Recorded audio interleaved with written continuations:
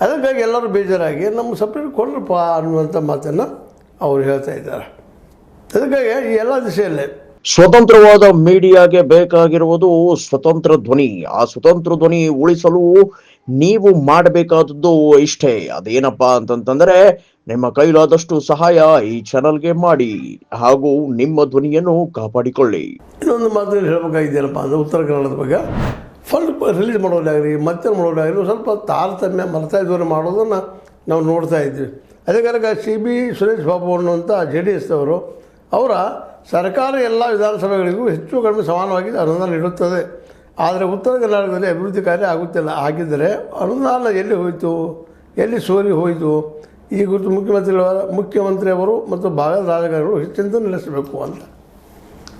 ಇದು ನಮಗೆ ಫಂಡು ಕೊಡ್ತೀರಿ ಆದರೆ ಕೆಲವೊಂದು ಖರ್ಚು ಆಗೋದಿಲ್ಲ ಅದು ಅನ್ನುವಂಥ ಮಾತನ್ನು ಮಾತಾಡ್ತಾ ಇದ್ದಾರೆ.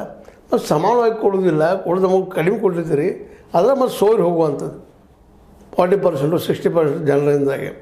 ಮತ್ತು ತಲಾ ಆದಾಯಕ್ಕೂ ನಾವು ಹಿಂದೆ ಬಿದ್ದಿದ್ದೀವಲ್ಲ ಅಂತ ಹೇಳುವಂಥ ಮಾತನ್ನು ಪರ್ ಕ್ಯಾಪಿಟಲ್ ಇನ್ಕಮ್ ನಮ್ಮ ದೇಶದೊಳಗೆ ಅದರಲ್ಲೂ ಮುಖ್ಯವಾಗಿ ಉತ್ತರ ಕರ್ನಾಟಕದಲ್ಲೇ ಇದು ಭಾಳ ಕಡಿಮೆ ಕಾಣ್ತದೆ ಅಂತ. ಅದರ ದಕ್ಷಿಣ ಕರ್ನಾಟಕಕ್ಕಿಂತ ನಮ್ಮ ಆಯಾ ದರ ಪ್ರತಿಯೊಬ್ಬಗ ಇನ್ಕಮ್ ದರ ಏನೈತಿ ಭಾಳ ಕಡಿಮೆ ಆಗಲಿಕ್ಕತ್ತದೆ. ಇವೆಲ್ಲ ನೋಡಿದಾಗ ನಾವು ಯಾಕಪ್ಪ ಈ ಅಖಂಡ ಕರ್ನಾಟಕ ಉಳಿಬೇಕು ಅನ್ನೋಂಥ ಸೂಕ್ಷ್ಮವಾದ ಪ್ರಶ್ನೆಗಳು ಸಹಿತ ಹೇಳ್ತಾ ಇದ್ದಾವೆ. ಮತ್ತು ತಲಾ ಆದಾಯನೂ ಕಡಿಮೆ ಆಯಿತು. ಜೊತೆಗೆ ಇನ್ನಷ್ಟು ಅಂದರೆ ಉತ್ತರ ಕನ್ನಡದ ಅನೇಕ ಶಾಸಕರು ಸಭೆಗಳಿಗೆ ಬಂದ ತಮ್ಮ ಅಭಿಪ್ರಾಯ ಹೇಳುವುದಿಲ್ಲ, ತಮ್ಮ ವಿಚಾರಗಳನ್ನು ಹೇಳುವುದಿಲ್ಲ, ಮಾತಾಡೋದಿಲ್ಲ, ಮೌನಾಗಿರ್ತಾರೆ. ಯಾಕಪ್ಪ ಇವರು ಇವತ್ತು ಅದಕ್ಕೆ ಉದಾಹರಣೆಗೆ ನಮ್ಮ ಅರವಿಂದ್ ಬೆಲ್ಲದವರು ಆರೋಪ ಮಾಡ್ತಾರೆ. ಉತ್ತರ ಕರ್ನಾಟಕದ